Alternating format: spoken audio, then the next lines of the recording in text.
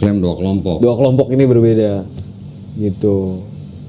Di kitab yang sama, Torah. Seharusnya ngambilnya dari yang terjemahan apa tadi? Ibrani. Yang ini. Yang itu? Yang ini. Yang ini kan? Heeh. Oke. Ini tuh yang ini, yang Yerusalem. Satu lagi. Yang ini Samaritan adalah punya. yang ini tadi. Samaritan. Yang punya Samaritan. Yang Yerusalem bilang, Ismail punya keturunan banyak, dia akan menjadi seperti keledai liar. Yang Samaritan bilang, Ismail akan punya banyak keturunan, dia akan menjadi orang yang subur gitu. Ya, Jewish Yerusalem sudah terdoktrin sama ini Yunani tadi. Ya, enggak, kalau yang ini belum terdoktrinisasi oleh Helenisme, belum. Helenisme. Yang terdoktrin oleh Helenisme adalah yang ini, Yang sudah di yang sudah sudah diterjemahkan. diterjemahkan. ke Oh dalam iya bahasa iya iya, Yunani. karena yang menerjemahkannya Ini dari mazhab Yahwis, Elohis, Deuteronomis, Priestly. Ini yang menjadi sumber kisah dalam Torah yang 5 kitab Musa. Makanya di dalam Torah banyak kontradiksi. Karena banyaknya sumber kisah ini gitu. bingung ya. nanti. Kalau yang Nevi'im itu adalah hikayat-hikayat dari nabi-nabi. Kita tahu lah Yesaya kan, Yesaya sendiri juga hikayat-hikayat itu sangat memakan waktu yang lama gitu. Ada Yesaya yang istilah proto, diutro dan sebagainya. Masanya berbeda-beda. iya dari zaman ke zaman. Sampai akhirnya menjadi kumpulan kisah-kisah nabi-nabi besar dan kecil, kemudian Ketuvim tadi seperti saya sebut, Kidung Agung dan sebagainya. Ini selesai disusun itu kira-kira di tahun 450 sebelum ada Yesus. Oke. 500 hampir 500 tahun sebelum ada Yesus. Iya. Ya. Ketika disusun ini yang menyusun orang-orang Yahudi, berarti yang mengetahui tafsirnya atau yang berhak menafsirkan siapa? Orang Yahudi. Orang Yahudi dong. Iya. Kitab ini di abad ketiga sebelum Masehi, kira-kira tahun 270 sebelum Masehi, kitab ini yang bahasa Ibrani, ini kan bahasa Ibrani nih ya tuh, Iya. diterjemahkan menjadi bahasa Yunani. Oke. Yang nyuruh siapa? Raja Ptolemy II. Di mana? Di Mesir. Raja Ptolemy II itu adalah keturunan dari Ptolemy, teman perangnya Alexander Agung. Tujuannya untuk menjadi bagian daripada perpustakaan di Alexandria, Mesir. Alexandria memang pada saat itu punya perpustakaan yang sangat besar dan dianggap kota Alexandria itu adalah pusat ilmu pengetahuan. Nah, Raja Ptolemy-nya pengen punya kitab orang Yahudi dalam bahasa Yunani. Karena kan mereka kan pada waktu mereka masih hidup di dalam kekuasaan Yunani, bahasa Yunani kan menjadi bahasa daerah situ, bahasa semua daerah tuh pakai ada bahasa Yunaninya gitu. Makanya Raja Ptolemy pengen punya kitab orang Yahudi tapi dalam bahasa Yunani. Ini Ditranslate namanya lagi. Septuaginta. Penerjemahannya 2 tahap. Yang pertama hanya Torah yang 5 kitab Musa oleh 72 rabi-rabi dari Yerusalem yang dibawa ke Alexandria. Kemudian yang Nevi'im dan Ketuvim diterjemahkan oleh orang-orang Yahudi tapi yang sudah terpapar Helenisme di Alexandria, Mesir. Sorry. Oke. Bahasa Ibrani itu kalau tafsiran yang menafsirkan beda bisa berbeda meaning nggak? Mungkin bisa beda. Lah ini aja yang punya orang Yahudi itu beda dengan punya Torahnya orang Samaritan. Samaritan. Iya, ini Torahnya Yahudi dan Torahnya Samaritan dibandingkan nih. Bedanya apa? Kalau yang ada tanda baca, ini kan ada tanda baca nih, ada nikutnya namanya. Ada tanda baca ini kan yang menimbulkan vokal tertentu gitu. Intonasi. Bukan vokal. Vokal. Apa tuh? Vokal ya misalnya A I U E O. Oh, oke. Atau panjang pendeknya atau penekanannya gitu. Oh, oke. Kalau di Islam kita taunya dengan harokat. Harokat, iya. Kalau yang punya Samaritan ini yang nggak ada tanda nikutnya ini, perhatiin di sini ada yang tebel, ada yang Iya, ada yang tipis. tebel kan? Ada yang di bold, Ini ada yang enggak. tebel-tebel yang berbeda nih. Berbeda tuh berbeda apanya? Berbeda hurufnya, berbeda pengucapannya. Bahkan ada yang di sini kosong malah. Bentar ya. Nih, titik-titik. Bukan. Tapi ini terjemahan sama kan? Sama dari kitab ini kan yang diterjemahkan. Kalau yang Mereka punya sama Yahudi Yerusalem, ini yang jadi ini. Oke. Kalau yang ini punya orang Samaritan. Ya. Antara yang Yerusalem dengan Samaritan bedanya ada 6.000 kata. Oh, 6.000 kata tuh dari semua kitab ya? Dari 5 kitab Musa aja. Oke. Hanya yang kejadian, keluaran, Muhammad bilangan, ulangan. Kalau Nefim dan Ketuvim Samaritan nggak punya. Oh, nggak ditulis di sini. Nggak. Iya, iya. Lihat di sini ada yang kosong kan? Iya. Di sini ada isinya kan? Iya. Di sini kosong, di sini ada Oh, isinya. ini tuh komparasi. Iya, compare ini yang punya Yerusalem, ini punya Samaritan. Iya, iya, iya, iya. Ya. Ini yang tebel-tebel yang berbeda nih, yang tebel-tebel, yang hurufnya tebel-tebel yang berbeda. Iya, iya. Ya. Nanti ada yang kosongnya banyak. Kodoni baca ini. Ngapain? Kirain. Nih, kosongnya banyak. Di sini ada. Yang mana yang punya Samaritan, yang mana punya? Yang Samaritan yang ini, yang tidak ada tanda bacanya. Yang ada tanda bacanya ini yang punya Yerusalem. Ini ada bahasa Inggrisnya. Nah, setidaknya lah ya. Kalau misalnya bingung bacanya ya. Paling enggak kalau ada bahasa Inggrisnya kan tahu lah. Bisa kita maksudnya. cari rasa. Ini yang tebal-tebal ini yang berbeda nih. Yang hurufnya tebal-tebal yang Ya, berbeda. karena ini sepengetahuanku juga kalau tulisan Ibrani beda ini aja sih Beda dikit. tanda beda baca, iya. beda Oke, meaningnya sekarang jauh. gua tanya. Pasti tahu jawabannya. Menurut orang Kristen, Ismail disebut sebagai apa?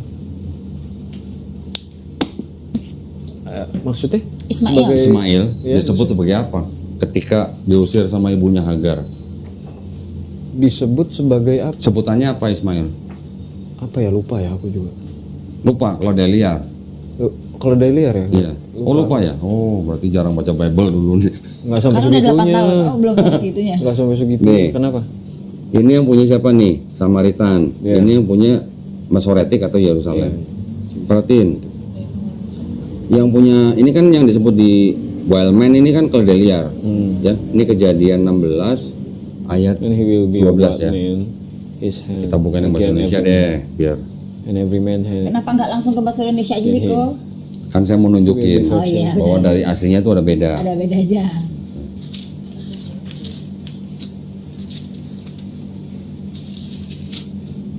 Masa nggak pernah baca yang ini? Itu kayak masih di depan, soalnya Ayat kalau saya 12 baca ini. tuh. Ini loh masih di depan. Ayat 12 bacaan. Seorang laki-laki yang lakunya seperti keledai liar, demikianlah nanti anak itu tangannya akan melawan tiap-tiap orang dan tangan tiap-tiap orang akan melawan dia. Dan di Ini tempat diterjemahkan dari sini. Yang tadi udah diterjemahkan dari sini. Oke. Ismail disebut sebagai keledai liar. Ya kan? Yang di sini yang punya Samaritan sebutnya apa nih? Ini Samaritan nih. fertile of men. Fertile apa fertile? Fertile itu apa sih? Subur. Lelaki yang subur gitu. Iya. Beda kan? Di sini laki-laki yang subur, And di sini laki-laki yang liar gitu atau keledai liar. Oh, and everyone's hand will be with him. And Kalau yang di sini setiap tangan akan melawan dia, kalau yang di Yang ini sini malah setiap tangan malah mendukung dia. Tapi Aditya sekarang baca yang ayat 10-nya. lagi kata malaikat Tuhan itu kepadanya, aku akan membuat sangat banyak keturunanmu sehingga tidak dapat dihitung karena banyaknya. Ini adalah perkataan dari malaikat Tuhan kepada Hagar bahwa anaknya nanti akan punya banyak keturunan. Tapi tiba-tiba ayat 12 dibilang dia seperti keledai liar. Kalau kita bandingkan yang Samaritan, ayat 10-nya dibilang dia akan punya banyak keturunan, tapi ayat 12-nya disebut dia akan menjadi orang yang subur. Ya. Nyambung yang mana?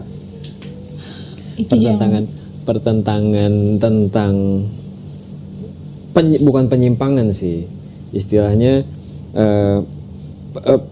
pemisah cerita itu dari keturunan Ibrahim, Ishak dan Yakub.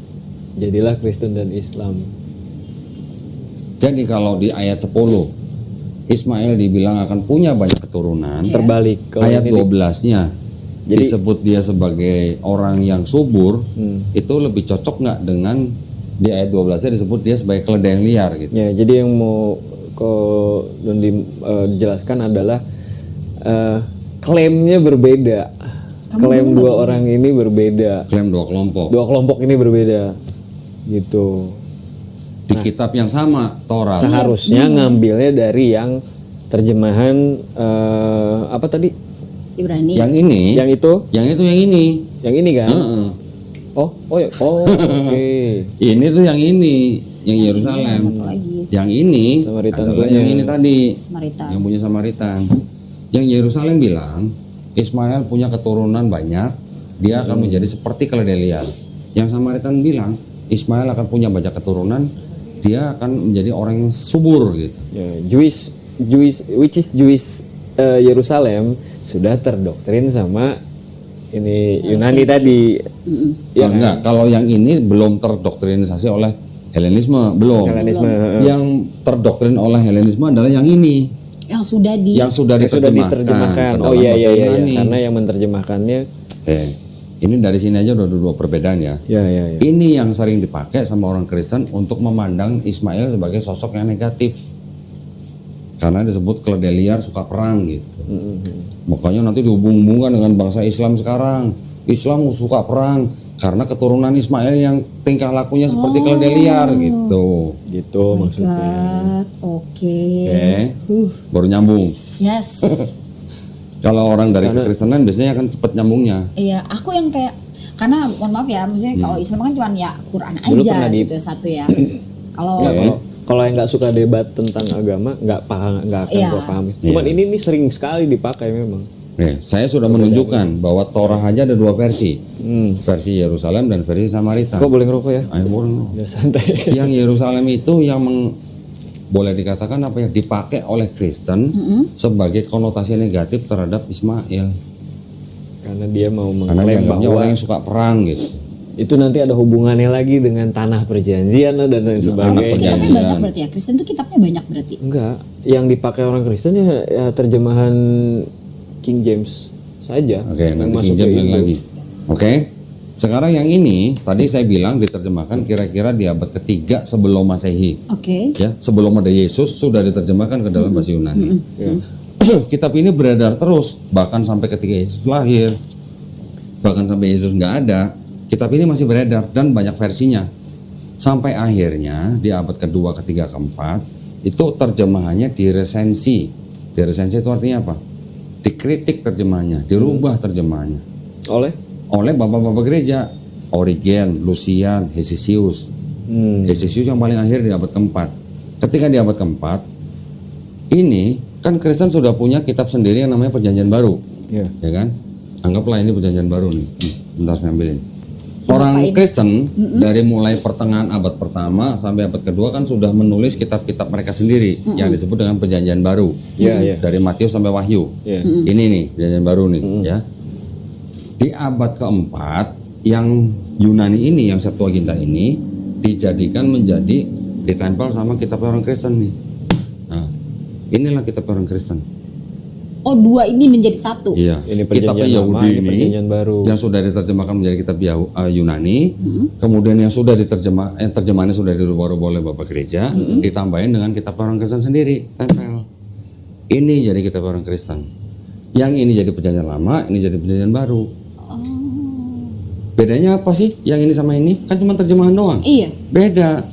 Kalau yang ini tidak mengenal yang namanya nubuat untuk Yesus, yang di sini setelah diterjemahnya dirubah-rubah menjadi seolah-olah berbicara mengenai Yesus di sini. Seolah-olah. Dikondisikan. Jadi orang Kristen kan bilang bahwa Yesus yang di sini sudah dinubuatkan di sini. Kan gitu kan? Yesaya 96, Yesaya 7:14, nanti ada Mazmur 22, ada Yeremia 31, nanti ada Hosea dan segala macam. Mika 5 ayat 2. Bahkan ratusan orang Kristen klaim di sini. Penulis Kristen yang ini itu mengutip ayat-ayat dari sini. Hampir 1000 ayat dikutip oleh penulis-penulis ini. 937 ayat tepatnya. Mengutip dari sini, dari Septuaginta. Iya. Jadi kalau orang Kristen bilang Perjanjian Baru adalah tulisan-tulisan yang diilhami oleh Roh Kudus, pertanyaan gua, diilhami oleh Roh Kudus atau diilhami oleh Septuaginta? Iya kan dari situ kan. Dari sini ngutipnya 1000 Iya. ayat gitu. Nanti orang-orang yang menulis ini mengutip ayat-ayat dari sini, dimasukkan ke dalam sini. Jadi seolah-olah Yesus sudah dinubuatkan di sini dan digenapi di sini gitu. Oke. Itu yang terjadi. Yang sekarang yang jadi pembeda tentang Pembeda. Taurat yang dipakai di Oke. Islam. Oke.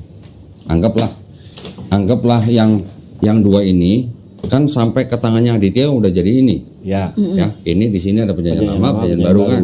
Ya. Sekarang kita bicara konsep ketuhanannya. Konsep ketuhanan orang Yahudi ketika masih di perjanjian lama itu mereka mengatakan begini. Bilangan 23:19 tolong baca. Allah bukanlah manusia sehingga ia berdusta. Bukan Terus? anak manusia sehingga ia menyesal. Masakan ia berfirman dan tidak melakukannya, atau berbicara dan tidak menepatinya? Oke. Oke. Yang mau dijelaskan apa ini? Ini saya tambahin lagi.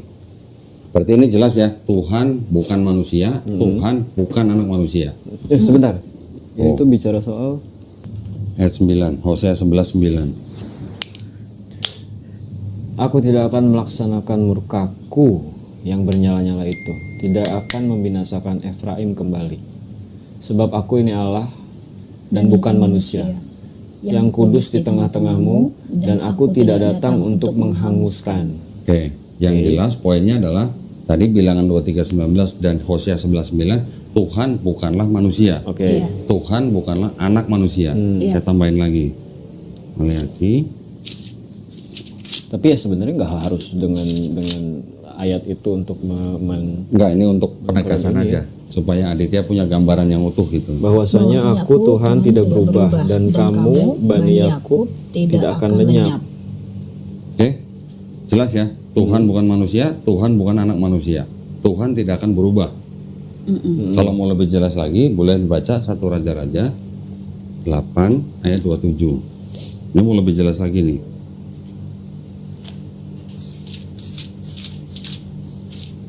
Lalu berubahnya atau timbulnya nubuatan yang apa akan datang anak manusia itu?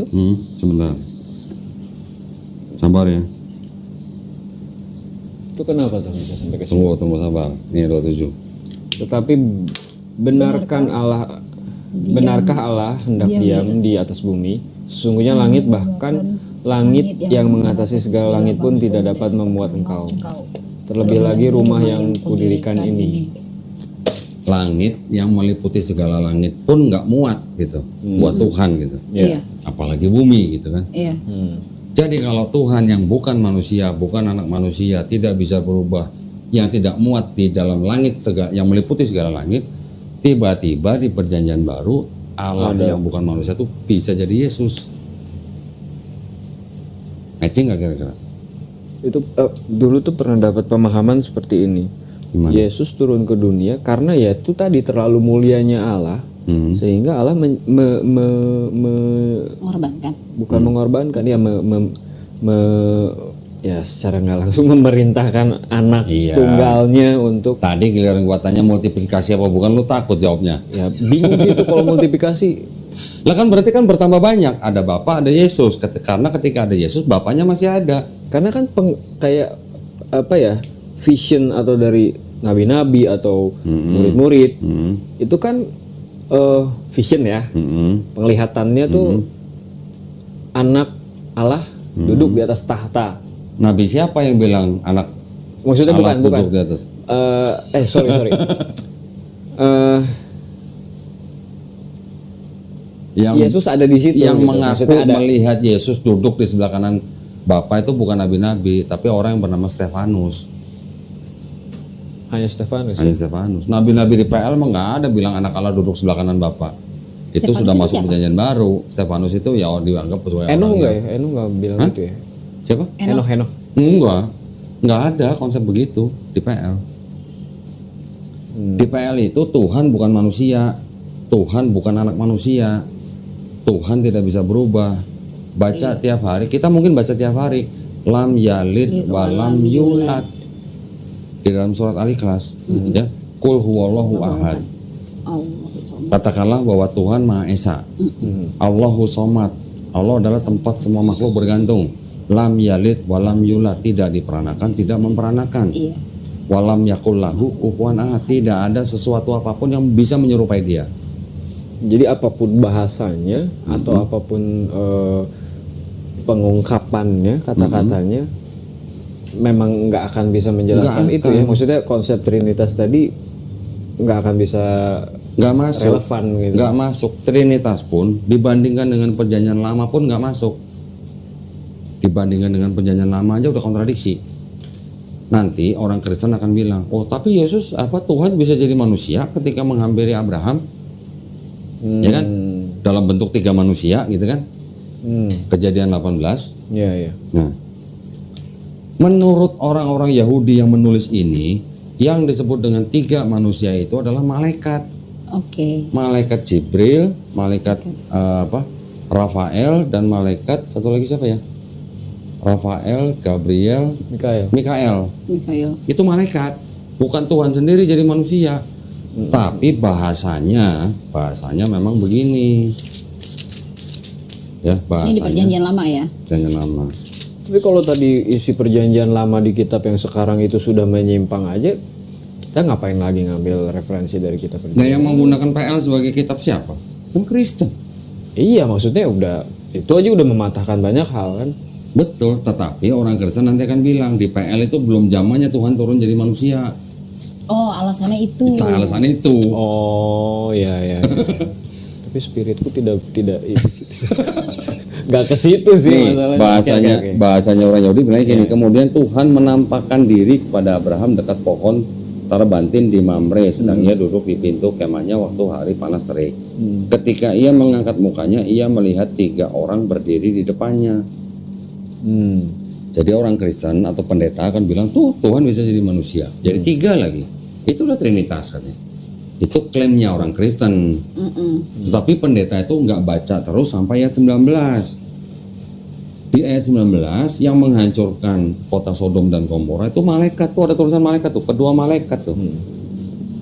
Iya. Ya. Jadi malaikat yang menghancurkan kota Sodom dan Gomora itu adalah malaikat yang mendatangi Abraham di Kejadian 18. Tapi Cuman memang bahasanya begini. iya. Tapi kan yang berhak menafsirkan ini siapa? Kan orang Yahudi. Nah, kalau aku pribadi dengar ini dari pendeta, ya jatuhnya memang pembenaran. Itu. Memang kita nggak pernah terima hal yang kayak gitu-gitu. Kalau kita baca dari ayat 18 ayat 1 sampai 19 sampai habis, baru kita paham, oh, yang datang menemui Abraham itu adalah orang yang sama yang menghancurkan Sodom dan Gomora. Iya. Sedangkan di sini disebut kedua malaikat itu.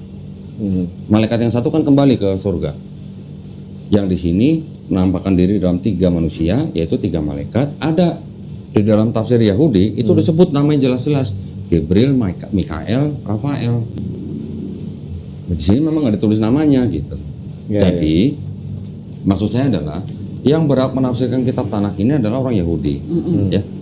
Tetapi perspektifnya orang Yahudi itu diperkosa oleh Kristen. Ketika sudah menjadi kitab Septuaginta ini, perspektifnya Yahudi sudah berubah menjadi perspektifnya orang Kristen. Sehingga makanya tadi saya bilang ini seolah-olah bicara tentang Yesus di sini. Jadi nggak pure sebenarnya penerjemahannya itu ya. Jadi perspektifnya orang Sudah Yahudi rusak gitu perspektifnya sudah rusak dengan perspektifnya Yahudi diperkosa dengan perspektifnya Kristen. Jadi orang Kristen menafsirkan kitab ini dijadikan kitab ini Sesuai dengan ini dia aja gitu. sesuai dengan teologinya orang Kristen. Oke. teologi orang Kristen itu yang dipengaruhi dengan konsep-konsep Helenisme tadi. Helenisme dan paganisme Romawi. Iya, paganisme Romawi. Sekarang ini konsep ketuhanannya. Oke. Jadi konsep ketuhanan di dalam Bible-nya orang Kristen antara perjanjian baru dan perjanjian lama saja sudah bertolak belakang. Iya. Oke. Sekarang konsep keselamatannya. Bagaimana caranya orang di dalam perjanjian lama itu mendapatkan keselamatan? Ya. Ada kata-kata begini, seorang ayah tidak bisa menanggung kesalahan anaknya. Betul. Seorang anak tidak bisa menanggung kesalahan ayahnya. Yang berdosa itu yang mati. Betul. Ya, di perjanjian lama nih. Ayatnya di mana? Ada nih. Kamu baca nggak? Tahu. Mungkin pernah dibacain sama pendetanya. Tahu. Tapi pernah mungkin baca. sudut pandangnya yang berbeda. Yeskiel 18:20. Setiap manusia bertanggung jawab atas dirinya. Oke. Orang yang berbuat dosa Orang yang itu berbuat yang dosa harus itu yang mati. harus mati. Anak Anak tidak akan turut menanggung kesalahan ayahnya dan ayah tidak akan turut menanggung kesalahan anaknya. Orang benar akan menerima berkat kebenarannya dan kefasikan orang fasik fasik akan tertanggung atasnya. Oke. Jadi yang ini yang apa? Konsep Keselamatan. rajam itu ya. orang Yahudi. Nanti ada lagi nih di Ulangan 24.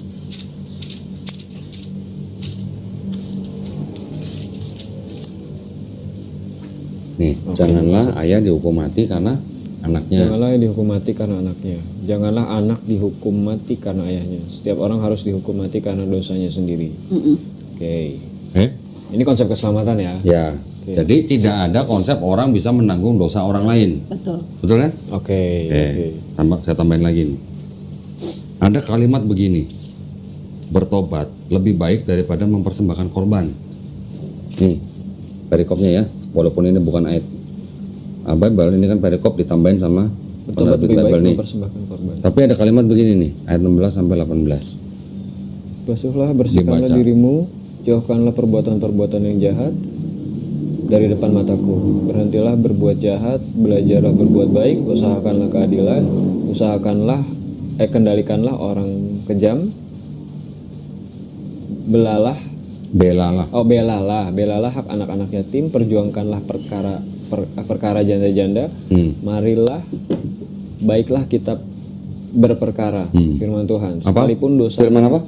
Firman Tuhan. Firman Tuhan. Terus Sekalipun dosamu merah seperti kirmizi, akan menjadi putih seperti salju. Sekalipun berwarna merah seperti kain kesumba, akan menjadi putih seperti bulu domba. menurut Aditya yang sudah baca ini ya, bahwa bertobat lebih baik daripada mempersembahkan korban, bahwa yang sudah jahat tidak boleh lanjut berbuat jahat, harus belajar berbuat baik, kendalikan orang kejam, ya, membela hak anak-anak yatim, memperjuangkan perkara janda-janda. Kalau orang yang melakukan ini dikatakan apa? Walaupun dosamu merah seperti kirmisi atau kain kesumba, akan putih seperti salju atau bulu domba.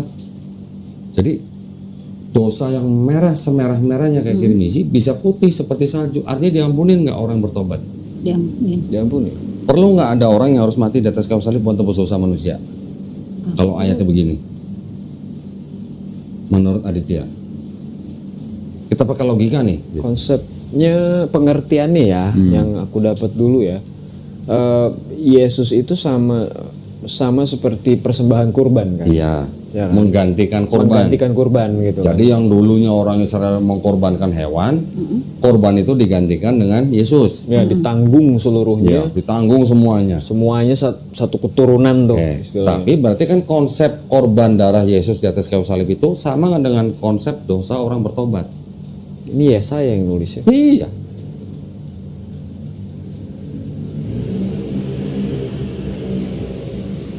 Oke. Kalau dengan konsep yang ditulis oleh di Yesaya ini, perlu nggak ada orang harus mati di atas kayu salib untuk menanggung dosa orang lain? Sedangkan tadi udah baca Ulangan 24:16, Yesaya 18:20, anak tidak bisa menanggung dosa ayahnya, ayah tidak bisa menanggung dosa anaknya, yang berdosa itu yang harus mati. Berarti kalau orang yang punya dosa merah seperti kirmisi bisa diampunin menjadi putih seperti salju, apakah perlu ada orang yang harus mati di atas kayu salib untuk nanggung dosa orang lain? Tidak sih. Enggak. Ya kan? Berarti orang Yahudi mempunyai pemahaman bahwa mau selamat bertobat. Betul kan? Jadi cerita kesaksian murid-murid itu yang fiksi atau kata-kata Yesus yang fiksi, gimana sih?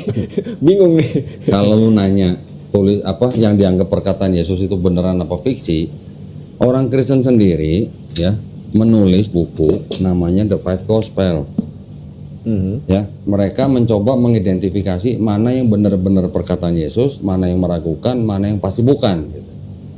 Dari hasil penelitian mereka yang meneliti gaya bahasa, perbendaharaan kata, tradisi Yahudi, sejarah, dan yang nulis ini kira-kira 80 orang ahli perjanjian baru, mereka menilai bahwa yang dianggap sebagai perkataan Yesus di dalam 5 gospel, ini kan 5 gospel termasuk Thomas, itu cuma 18%. 18% yang betul. Yang dianggap sebagai perkataan Yesus. Yang dianggap sebagai perkataan Yesus. Sisanya bukan. Jadi kalau yang benar-benar dianggap sebagai perkataan Yesus, mereka kasih warna merah. Yang sedikit meragukan dikasih warna pink. Oke. Yang meragukan dikasih warna abu-abu. Yang pasti bukan kata Yesus, ini dikasih warna hitam. Berdasarkan kriteria itu, penilaian seperti itu, hasil akhirnya cuman 18% yang dianggap sebagai benar-benar perkataan Yesus. Selebihnya siapa? Ciptaan penulis gospel. Bisa segitu Niatnya. segitu niatnya. Nanti kita bicara lain-lain, nanti saya bisa buktiin Oke. apakah kata mereka tuh benar apa enggak.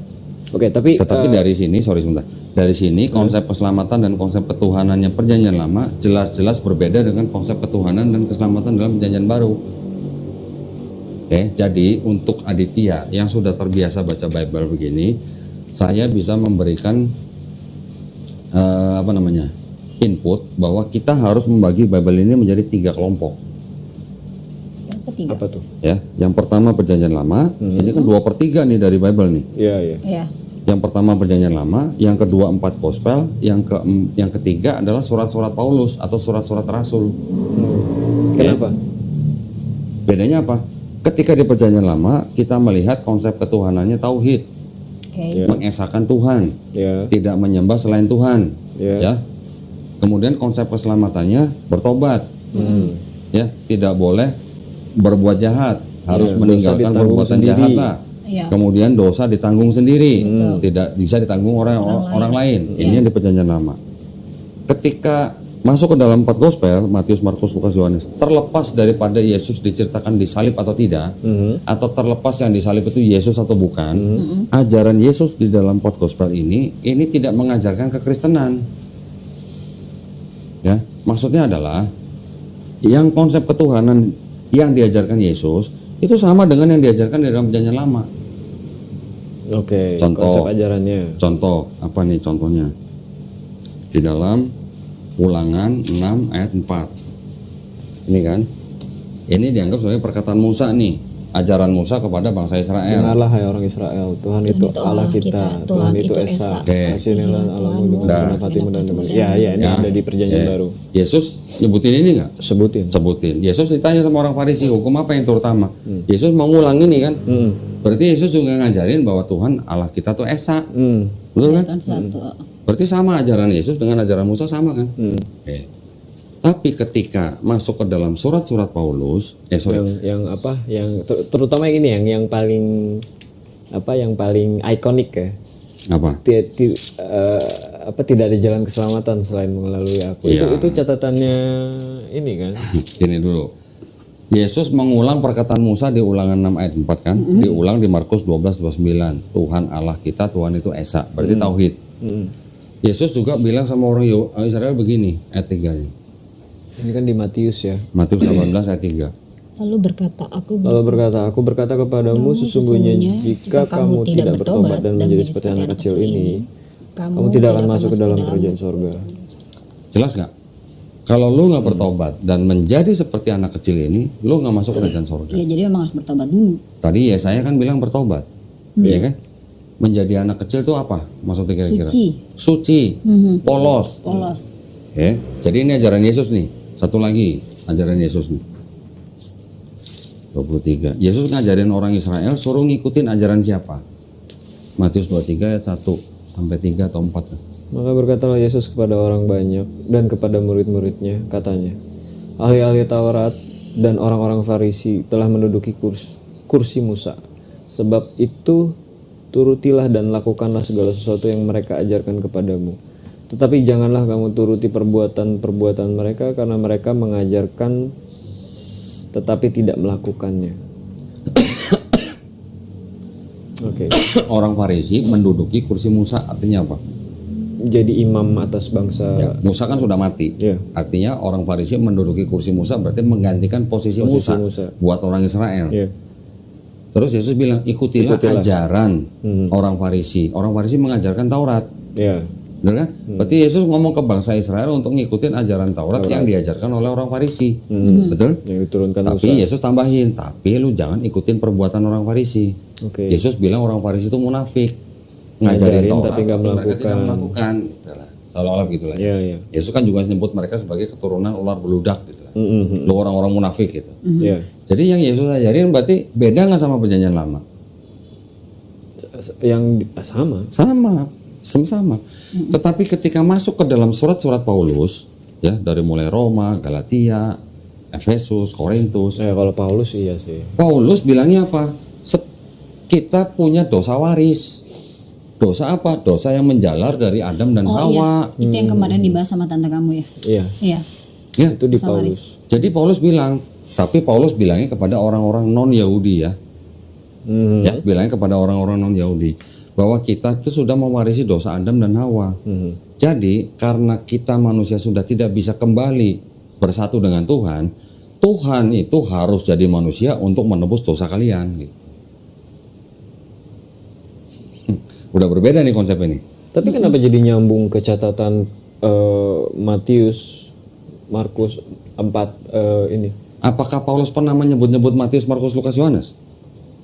Tidak. Tidak pernah. Kenapa? Karena Tidak sepaham.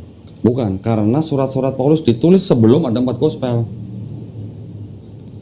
Oh, gitu. Nah, surat-surat Paulus yang berjumlah 13 ditulis kira-kira tahun 48 Masehi, kira-kira 18 tahun setelah Yesus nggak ada. Dari 48 Masehi sampai tahun 65 atau 67 Masehi, sebelum bait suci kedua dihancurkan. Oke. Surat-surat Paulus sudah beredar nih, Roma, Korintus, Galatia, Tesalonika, Timotius dan segala macam. Baru di tahun 65 sampai 70 Masehi, surat yang gospel pertama ditulis yaitu Markus. Markus nggak sebut-sebut nama siapa? Paulus, ya kan? Paulus pun nggak sebut-sebut nama Paulus mereka. pun nggak sebut-sebut Markus gitu. Tapi kenapa kebawa ke perjanjian baru ya? Apanya? Ditulisnya. Tulisan Paulus. Mungkin Paulus juga nggak pernah nyangka suratnya jadi kitab suci. Mungkin aja Paulus nggak pernah nyangka Tidak surat dia berniat jadi untuk- kitab suci. Iya. Tapi masa iya majelis gereja nggak berpikir itu, maksudnya? Nah, begini. Mereka kan pasti juga banding dong. Begini. sama kitab yang lain. Jadi ketika surat-surat Paulus sudah ditulis, baru surat Markus ditulis 65 sampai 70 Masehi, sebelum bait suci kedua dihancurkan oleh Jenderal Titus ya tahun 70 Masehi. 10 tahun kemudian penulis Matius dan penulis Lukas nyadur dari Markus. Maka itu di dalam Matius 80% isinya dari Markus, yang Lukas 60% dari Markus. Dua penulis gospel ini nyontek dari Markus. Jadi kitab karangan dong. Lu yang ngomong bukan gua. Tapi Ini belum selesai, ntar dulu masih banyak nih ya. Markus dicontek oleh penulis Matius dan Lukas 10 tahun kemudian, baru di tahun 95 Masehi Yohanes ditulis. Oke. Jadi Paulus nggak pernah menyebut-nyebut Matius, Markus, Lukas, Yohanes. ya. Kalau ada kumpulan surat Paulus, ada 4 gospel. Kira-kira 4 gospel yang terpengaruh oleh tulisan Paulus atau tulisan Paulus terpengaruh oleh 4 gospel. Tulisan Paulus. Tulisan. Berarti kan yang 4 gospel ini terpengaruh oleh tulisan Iya, tulisan Paulus. Paulus. Sedangkan menurut ahli-ahli perjanjian baru, dari 13 surat Paulus, ternyata yang dianggap benar-benar tulisan Paulus cuma 7. Buktinya? Ini nah itu buka aja Google aja. Epistle of Paul gitu. Keluar semua tuh nanti. Oke. Ya, dari 13 surat Paulus, ternyata yang dianggap ditulis Paulus cuma 7. Yang 6 siapa yang nulis? Pauline namanya. Pauline itu bukan nama cewek. Pauline itu adalah kelompok orang yang mengikuti pemikiran Paulus. Oke. Sekolah agama lagi gitu. Jadi, kekristenan yang timbul di awal itu adalah macam-macam. Ada Kristen yang mengikuti pemikiran Paulus, ada Kristen yang mengikuti pemikiran Arius. Pernah dengar Arius? Arianisme? Arian ya. Nah, Arianisme ya, bukan Arminian ya, beda ya. Ada Kristen-Kristen yang gnostik, kayak Basiledean yang tadi. Ada Kristen-Kristen Nazarin, ada Kristen-Kristen Ebionite, yang 2, 3, 4 bahkan.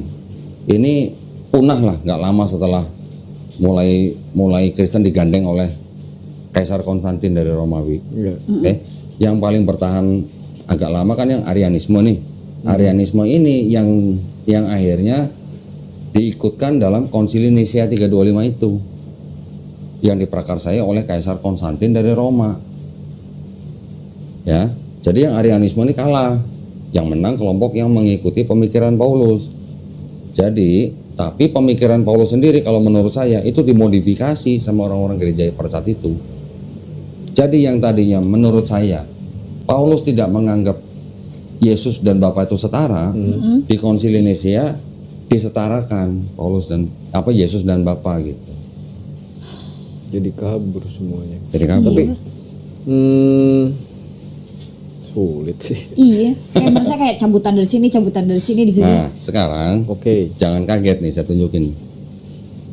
Ternyata yang menulis Markus nyadur dari sini juga. Homeric epics. Homer itu nama orang yang menulis kisah-kisah. Pernah dengar kota Trojan? Kota Trojan, iya. Pernah dengar? Iya.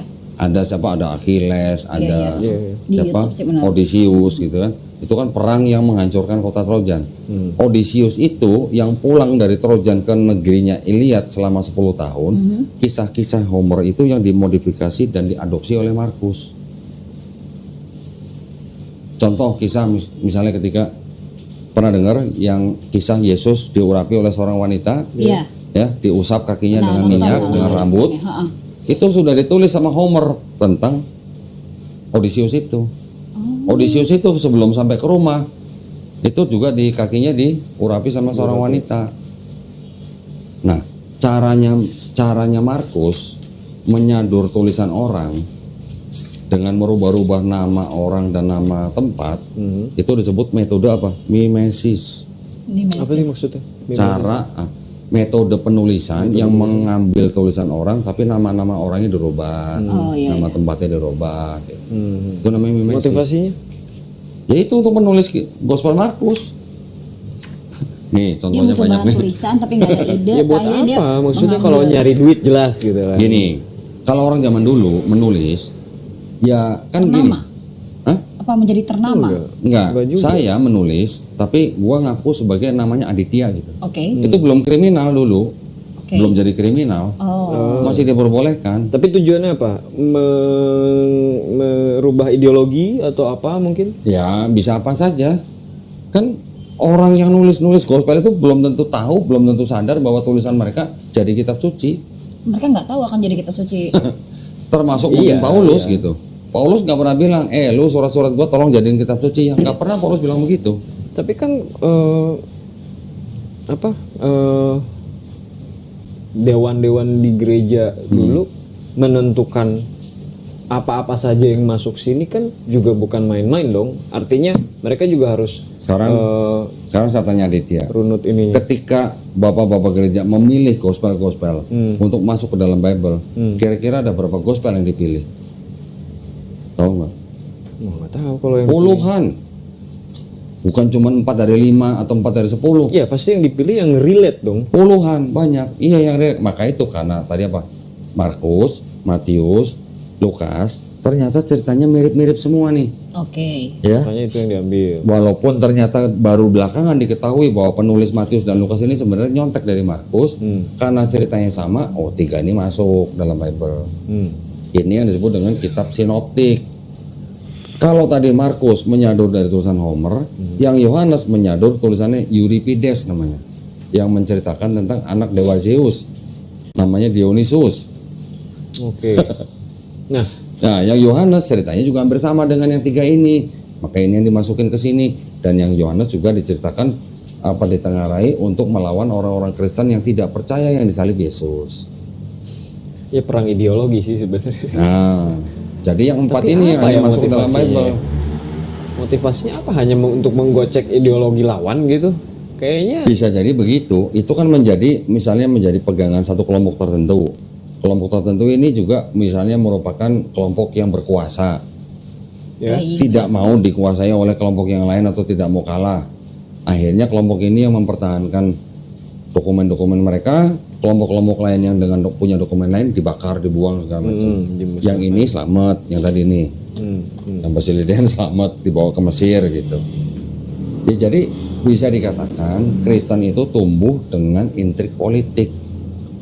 Karena yang pertama kali menjadikan Kristen sebuah agama di Romawi adalah kaisarnya. Pertama, Kaisar Konstantin membuat Edict of Milan tahun 313, menjadikan Kristen sebagai agama yang legal di Romawi. Kedua, Kaisar Theodosius membuat Edict of Thessalonica tahun 380 Masehi, menjadikan Kristen sebagai agama negara. Oke. Jadi Romawi yang tadinya menyembah Dewa Mitra selama 400 tahun digantikan dengan agama Kristen. Apa kabar dengan kekristenan yang di Ethiopia?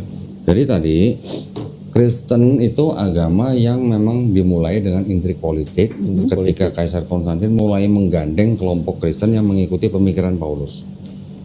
Setelah mereka berkuasa di Romawi, baru mereka menyebar ke daerah-daerah lainnya. Kristen itu menjadi yang disebut dengan gerejanya menjadi gereja patriarki. Gereja patriarki mempunyai tempat yang berbeda-beda pusatnya. Roma, Alexandria, Mesir, Konstantinopel, Turki, Yerusalem, Palestina, dan Antiok, Turki. 5 tempat ini menjadi disebut gereja patriarki, kekristenan awal lah gitu.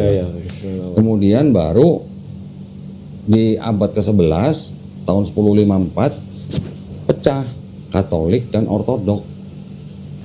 Yang Ethiopia itu yang ortodok kan? Etiopianya sebenarnya sudah ada di sini nih. Ini ada bagian ini. Ini Ethiopia nih. Ethiopia ortodok. Ini Itu dari zaman Ethiopia ini dari juga sebenarnya berasal dari kekristenan yang berpusat Alexandria. di Alexandria. Alexandria kan Mesir. Oke. Ini dapat dari mana kok? Belilah. Dapat dari mana? Ya maksudnya Beli di luar. ini silsilah ini ada dapatnya di luar. Beli dari luar. Oke. Jadi kalau kita mau jadikan acuan yang ajaran yang murni itu dari mana? Yang Awal murni. banget berarti. Yang murni dari mana? Maksudnya murni dari Paulus apa murni dari Yesus? Maksudnya untuk Yahudi ya? Ini bukan Yahudi, ini Kristen ini. Oh, Ini Kristen semua. Yahudi itu adanya di sini nih. Nih, ini kan Kristen Nicene ya. Nah, orang-orang Yahudi yang tadi saya bilang dari Farisi itu, ketika bait suci kedua dihancurkan, mereka pindah ke kota Yafne menjadi dikenal dengan Rabbinic Judaism. Nanti ada lagi orang yang berteori bahwa Kristen-Kristen awal yang Ebionite dan Nazarean ini yang bergabung dengan Islam. oke. Orang-orang Ebionite ini juga orang-orang Yahudi juga. Orang-orang Yahudi yang tidak makan babi, orang-orang Yahudi yang bersunat. Yang Tetapi Taurat awal ya. Iya, tetapi mereka tidak menganggap Yesus sebagai Tuhan, tapi hanya menganggap sebagai pemimpin rohani gitu. Orang Samaria. Ya. Ini kita hanya bicara tentang perpecahan dalam Kristen. Iya. Ketika apa ya? Ketika Katolik pecah dengan Ortodok nih di sini. Ya, ini menjadi Kristen Ortodok Timur. Ini ada Ortodok Oriental. Ini ada Gereja Timur. Ini Katolik yang membawa gereja-gereja Latin. Baru di abad ke-16 Martin Luther protes ke Katolik, timbul Kristen Protestan. Protestan nanti ada Lutheran, Anglikan, Reform, ada Baptis, ada di sini ada Quaker, macam-macam, ada Anabaptis, nanti ada Methodist, ada First Great Awakening. Kamu yang mana? Menimbulkan ini. GBI kan, GBI itu di karismatik kalau nggak salah. Karismatik ya. Nah, gitu.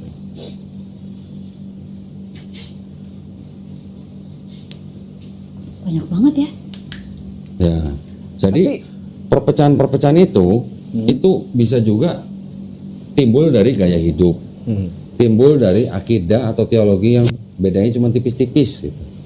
Contoh misalnya Ortodok dengan Katolik aja yang pecahnya begitu besar. Ortodok cuma bilang Roh Kudus berasal dari Bapa, Katolik bilang Roh Kudus berasal dari Bapa dan Anak. Cuman beda begitu aja dengan manajemen gereja yang berbeda, pecah. Gitu bedanya. Ya karena ini zaman ke zaman ya, nggak cuma sehari 2 hari gitu loh. Wah, ini ribuan tahun. Ribuan tahun, makanya bisa begitu. Pusing saya. Ya, tapi gini. pusing. Oke, terlepas ini penjelasan ya. Ya. Boleh lanjut nih? Iya boleh loh. Ke hal yang lebih Boleh, jauh nah, nih. tapi udah jelas ya Iya, bahwa konsep ketuhanan Yahudi berbeda dengan konsep ketuhanan Kristen. Konsep keselamatan Yahudi juga berbeda dengan konsep keselamatan Kristen. Tadi mungkin saya belum selesai gini, bahwa ketika Paulus mengajarkan ada dosa waris, itu kan konsep atau ide yang baru yang tidak pernah diajarkan oleh Yesus. Betul nggak? Yesus kan tidak pernah mengajarkan dosa waris. Yesus bilang kalau lu nggak bertobat dan menjadi seperti anak kecil ini lu nggak masuk surga. Sedangkan Paulus bilang apa? Kalau lu nggak mau mengakui Yesus sebagai Tuhan dan Juru Selamat yang sudah mati di atas kayu salib untuk menebus dosa kalian nggak akan selamat. Beda dong konsep keselamatannya, ya kan? Itu yang maksud saya. Jadi konsep ketuhanan dan konsep keselamatan antara Perjanjian Baru dan Yesus itu sama, dan Islam sama. Tapi konsep ketuhanan dan keselamatan yang diajarkan oleh Paulus itu yang berbeda. Ya, itu garis besarnya lah ya. Iya. Yang membedakan. Iya. Yang menyimpang dari tulisan Paulus berarti kan. Paulus memang dia mengangkat dirinya sendiri menjadi rasul, tapi target audiens dia adalah orang-orang non-Yahudi, bukan orang Yahudi. Untuk orang Yahudi, Paulus bilang, lu tetap harus hidup di bawah hukum Taurat. Oke. Ya. Tapi untuk orang non-Yahudi, lu nggak harus hidup di bawah hukum Taurat. Makanya Paulus bilang nggak perlu sunat. Itu justru malah Paulus bilang, kalau lu sunat, matinya Yesus di atas kayu salib malah nggak ada gunanya buat lu. Bener gak? Iya Ada nggak ayatnya begitu? Iya. Oke, kita runut sejarahnya Paulus. Kenapa dia bisa jadi rasul? Pada mulanya dia kan yang menyiksa malah kan pengikut-pengikut Kristus. Nah, kenapa? Terus motivasinya apa dia harus menulis begitu? Itu ada teorinya. Tapi itu teori ya, sebatas teori. Ada yang bilang bahwa Paulus ini sebenarnya agen Agen apa? agen yang diutus untuk merusak agama Yahudi. Ada yang bilang begitu. Walau alam lah ya. Ini apa konspirasi lah gitu konspirasi. lah. Itu teori tapi. Tapi kan maksudnya segala sesuatu itu kan harus, walaupun ada bukti yang ada bukti kejanggalan yang kita temuin, tapi kan kita juga harus lihat orang ini, oknum ini, motivasinya apa sih dibalik ini semua supaya real kan kejadian-kejadian Nggak ini untuk tuh. menemukan atau mengambil kesimpulan motivasinya apa. Nah kan itu yang kita harus mencari-cari apa teori atau konspirasi apa itu yang tidak nyampe ke kita. Nah, Kan tapi kalau nyari fakta lewat konspirasi itu agak udah bingung pasti sih, susah. udah sulit Yang nyampe sih. ke kita kan udah berupa Bible doang begini.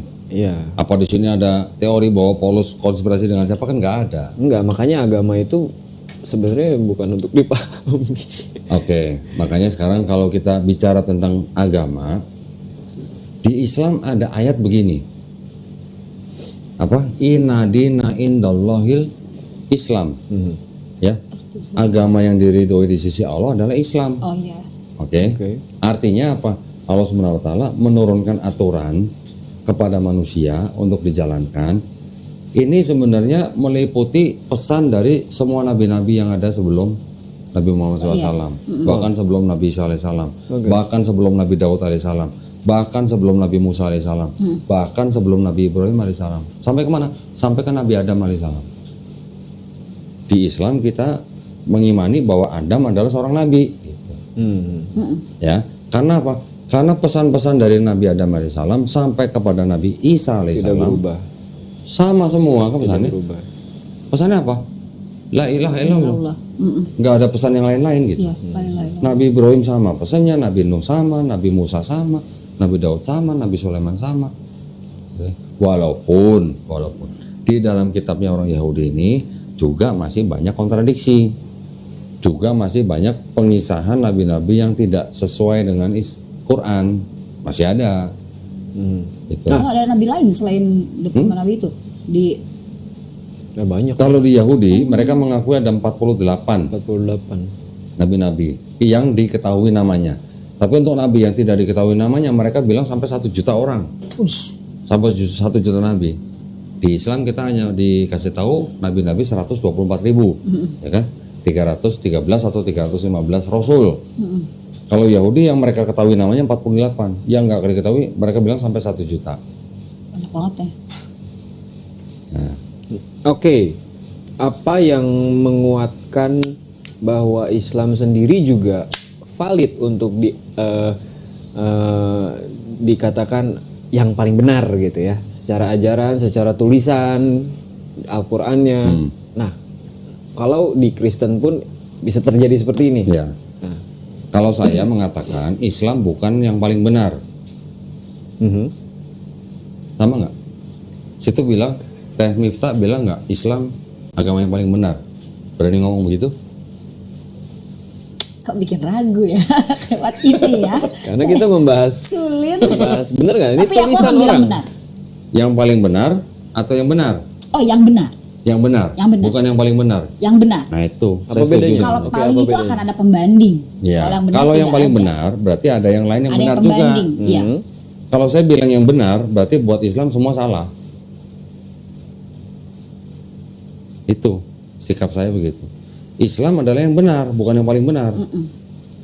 Karena kita kan Oke, tidak mengerti nanti kalau orang kita lain. bicara mengenai definisi benarnya bagaimana dan segala macam, itu belakangan ada lagi yang harus kita panjang bicarain, lagi itu. ya. Sekarang Aditya mengaku sebagai orang yang logis, benar kan? Kita kasih tulisan di depan, nah, si paling logis gitu misalnya lah. Oke, jika di dalam sebuah kitab ada keterangan atau ada ayat, ya, misalnya yang bicara tentang ilmu pengetahuan, yang ditulis kira-kira 1500 tahun yang lalu, Ya. terbuktinya baru sekarang. Gimana menurut Aditya? Maksudnya Apakah itu karangan seorang manusia atau benar itu wahyu atau firman dari Allah? 1500 ya 1500 tahun. ukurannya. Ya kan Quran diturunkan di abad ke-7. Abad ke-7 200 tahun. Ya kan? Sekarang kita abad ke-21. Berarti antara 1500 tahun lah. Ya. Waktu itu sudah ada ayat-ayat yang berhubungan dengan sains, terbuktinya baru sekarang-sekarang. Mungkin nggak itu karangan seorang manusia? Gitu. Pertanyaan saya. Kemarin kita debat sama kakak tentang ilmu pengetahuan apa? Pertanyaan statement kamu apa? Pengetahuan itu akan apa? Yang menghancurkan. Oh ya, pengetahuan itu menghancurkan sih. Menghancurkan apa? Pengetahuan itu cenderung membuat manusia menjadi ya hawa Teringat. nafsu. Kenapa? Maksudnya gimana? Semakin banyak manusia ingin tahu, semakin banyak ya semakin menghancurkan dirinya sebenarnya. Kalau di Islam kan nggak gitu. Dalam konteks apa ya? Kok menghancurkan diri sendiri? Gimana ya? Jelaskan itu kemarin tuh konteksnya apa sih? Iya. Bicaranya tentang Ya secara filsafatnya lah ya, secara filosofinya gitu ya. Pengetahuan semakin orang semakin ingin tahu karena rahasia alam ini tuh nggak akan pernah terungkap sebenarnya Oke. gitu kan. Oke. Kalau mau dicari tahu sampai segimanapun juga ya akan Manusia ada punya keterbatasan. punya keterbatasan, betul. Oke, dalam konteks seperti itu. Tetapi untuk ilmu pengetahuan yang sudah diuji dan sudah menjadi hukum, bagaimana cara menolaknya? Ilmu pengetahuan yang sudah Teruji dan sudah menjadi hukum. Contoh hukum gravitasi. Aha. Bisa menolak hukum gravitasi? Punya teori sendiri bahwa hukum gravitasi itu salah? bumi itu datar mungkin. Enggak. Kalau itu sih enggak. Ya siapa tahu mau bilang bumi itu datar gitu kan. Enggak. Oke. Karena kan itu ada maksudnya kan. Oke, berarti Aditya sebagai orang yang logis dan yang sedang hidup di zaman ilmu pengetahuan, mengakui nggak bahwa ada gravitasi? Mengakui. Mengakui. Gravitasi kan sudah menjadi hukum, Ya. ya kan? Ternyata kalau ada ayat-ayat di dalam Quran yang sudah terkonfirmasi oleh ilmu pengetahuan zaman sekarang, menurut pandangannya Aditya gimana? Apakah ayat-ayat itu pasti buatan manusia atau pasti firman Allah Subhanahu wa taala? Karena terbukti baru sekarang. Ini belum gitu. contoh nih, kita belum kasih contoh nih. Karena terbukti baru sekarang gitu maksudnya. Ini belum kasih contoh ya, nanti contohnya nanti. Saya cuma ingin Aditya punya definisi yang jelas. Bagaimana kalau ada sebuah kitab yang ada ayat-ayat yang berhubungan dengan sains, terbuktinya baru sekarang. Apakah mungkin itu karangan manusia? Gitu.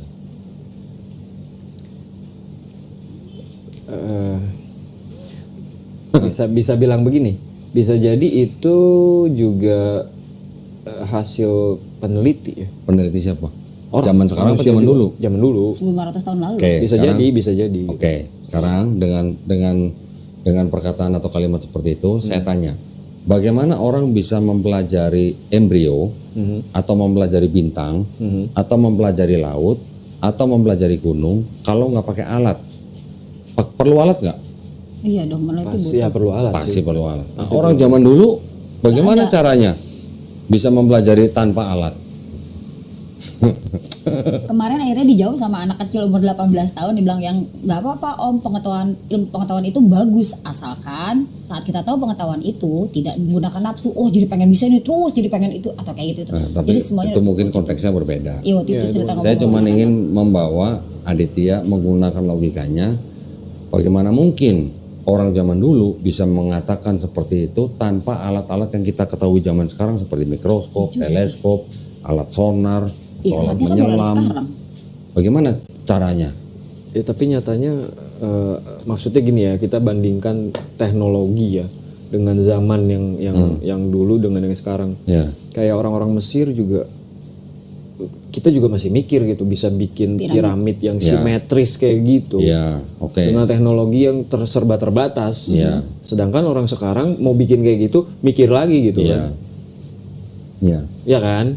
Iya. Bisa aja ada gitu Oke. sebenarnya. Tapi gimana ceritanya? Kalau ada seorang profesor yang sudah meneliti embrio dengan mikroskop, dia tahu perkembangannya umur sekian minggu bagaimana, sekian minggu bagaimana, sekian minggu bagaimana. Kalau nggak ada mikroskop dia nggak bisa nulis begitu. Iya. Dia nggak bisa nulis tentang embrio. Oke. Di Quran dijelaskan dengan lengkap. Oh. Ya itu. Mungkin ada patah. Kalau mau ngotot kalau itu bahwa itu adalah sebuah tulisan science, ya bisa jadi mungkin orang dulu mengungkapkan science itu dengan bahasa yang seadanya juga karena nggak mengerti juga ini alat apa sih sebenarnya gitu. Di Al-Quran detail Bi. Alat apa maksudnya? Ya maksudnya kayak tadi misalnya Mikroskop. kita bisa bilang itu mikroskop. Mungkin orang zaman dulu udah punya tapi mungkin nggak tahu. Lensa itu ditemukannya tahun berapa Iya lensa? kan baru Bi. Bukan. Maksudnya ada alat lain untuk bisa mengidentifikasi embrio lah atau apa gitu kan. Dengan cara lain. Kira-kira alat apa? Dengan metode Zaman lain. abad gitu. ke-7 yang bisa melihat embrio gitu. Ya itu dia makanya yang belum kita ketahui. Atau alat apa yang orang bisa melihat bintang? Atau alat apa orang yang bisa melihat kedalaman laut yang sampai tidak ada cahaya satupun? Ya ilmu pengetahuan itu ada secara detail di Al-Quran Atau kita. alat apa yang bisa membuat orang bilang gunung itu pasak gitu misalnya? Tahu pasak ya? Tahu. Nah, bagaimana caranya orang di abad ke-7 bisa mengatakan gunung itu pasak? Pasak kan berarti kan ada kepalanya, ada badannya, akarnya. Gimana caranya orang tahu bahwa gunung itu ada badannya ke bawah gitu? Kalau tanpa alat sonar yang bisa meneliti lapisan-lapisan tanah. Gitu. Ya akhirnya aku jadi berimajinasi tentang. Apa jangan-jangan itu bocoran dari alien? Iya benar. Teori Dia kan? pernah ngomong gitu, dia pernah ngomong. Teori kan? Teori. Teori. Masih sebatas makanya nggak berani ngomong juga. Sebagai teori. Tetapi kalau kita sekarang bisa ngomong begini, seorang profesor yang meneliti embrio mungkin puluhan tahun sampai dia bisa menulis buku bahwa embrio itu umur sekian bentuknya begini, besarnya begini, nanti setelah ini dia sifatnya begini. Ternyata di Quran sudah dijelaskan dengan detail. Nah, sampai akhirnya profesor ini berani ngomong, nggak mungkin ada orang bisa nulis begitu kalau nggak pakai mikroskop. Karena mikroskop ditemukan kan baru di abad berapa? Atau juga tidak mungkin ada penemu yang bisa ngomong begini. Semakin ke atas, kita naik ke atas, oksigen makin tebal makin tipis. Makin tipis. Semakin kita ke atas, kita semakin mudah bernapas atau semakin sulit bernapas. Semakin sulit. Dada kita akan sempit dan sesak untuk bernapas ketika kita naik ke langit gitu. Di Quran ada ayat seperti itu. Kalau tadi penjelasan tentang pertumbuhan embrio tadi, si profesor ini yang bernama Kit Elmore, yang bukunya dipakai di seluruh universitas yang berurusan dengan embrio, akhirnya dia datang ke Arab Saudi. Akhirnya dia bikin konferensi pers. Akhirnya dia yang walaupun seorang Kristen, dia mengatakan konferensi pers itu di Arab Saudi mengatakan bahwa ayat-ayat di dalam Quran itu tidak mungkin karangan Nabi Muhammad. Ini pasti firman Tuhan. Seorang profesor. Ya, walaupun dia nggak masuk Islam, saya nggak tahu persis dia masuk Islam atau enggak. Tapi dia percaya kalau Karena dia seorang anak Kristen Presbyterian yang diajarkan oleh bapaknya bahwa Tuhan itu cuma satu, cuman berbeda-beda cara orang beribadahnya. Saya nggak tahu persis dia masuk Kristen atau enggak. Ada yang bilang dia masuk Kristen, ada yang enggak. Tetapi dia berani bilang di konferensi pers di Arab Saudi bahwa Al-Quran sudah pasti bukan karangan Nabi Muhammad, tapi adalah firman dari Tuhan. Karena dia bilang nggak mungkin Nabi Muhammad SAW Terlepas dia bisa baca tulis atau tidak, dia bisa mengatakan seperti itu tanpa mikroskop. Oke.